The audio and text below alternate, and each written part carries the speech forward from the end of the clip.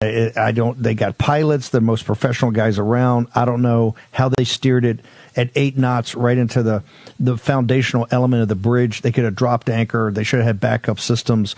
You say there may be something. And here's the other thing that concerns me. Why they run to the mic? Had McCabe on this morning on at sunrise on CNN saying it's not terrorism. It's not terrorism. It's not. It might not be terrorism. But why do you come to the mic right away? These are the type. We need facts. We need empirical evidence. We need an investigation. What is your investigation telling you? Well, I have a better question for you, Steve. Why are you coming to the mic telling the country that it's not terrorism when your own intelligence agencies are telling you it is? And I know they are, because I didn't make this up. These are not my words, right? I'm talking to people who are on the inside, some who are on active duty, some who are retired, and everyone, literally, from critical infrastructure in Department of Homeland Security to the intelligence agencies, they know there's no other. This is a cyber attack on a critical infrastructure corridor for the United States. This is, for those people who think this is just a river, this is in Baltimore, what does this matter?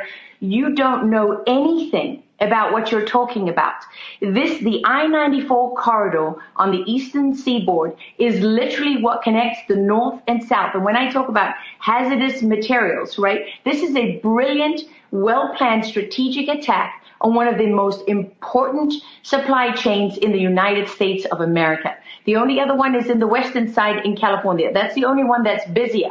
And what you have done, you now have shut it down. And when I talk about hazardous materials, what are we talking about here? This is refined fuels, right? This is propane gas. This is diesel. This is fuel. This is flammable materials. This is oversized loads, nitrogen, chemicals. Everything that you need for your economy to move has literally just been shut down for 4 to 5 years.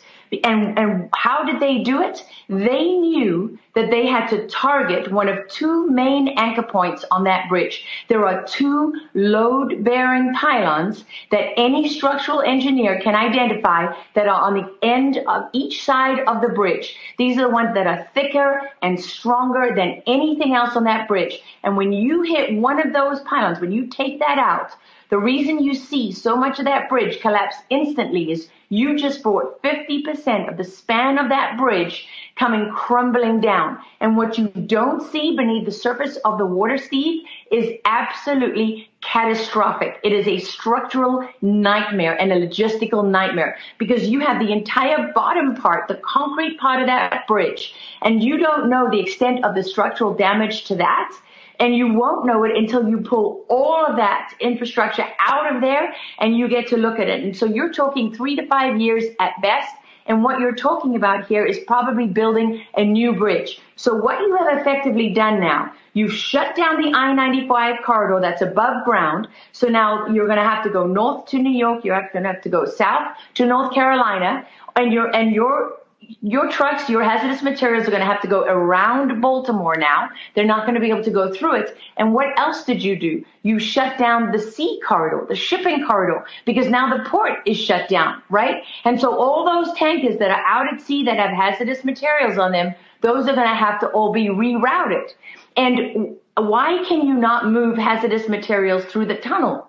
Why is this such a big deal? Because they created that bridge because hazardous materials, for example, oversized loads, they don't fit in the tunnel system. Yep. And there's other loads that are so dangerous that they require a permit. It takes time to get a permit. It costs money to get a permit. It requires an escort, right? You've seen it on the highways sometimes. You've seen when you have these massive oversized loads and they've got escorts all around them, these huge convoys. Well, what do you do on one of the busiest corridors in the United States? You don't shut it down in the day so this can happen. That means you can only move this stuff at night, which automatically impacts the amount of traffic that you can use. The tunnel is going to be overloaded. This is what you call death by 1,000 cuts.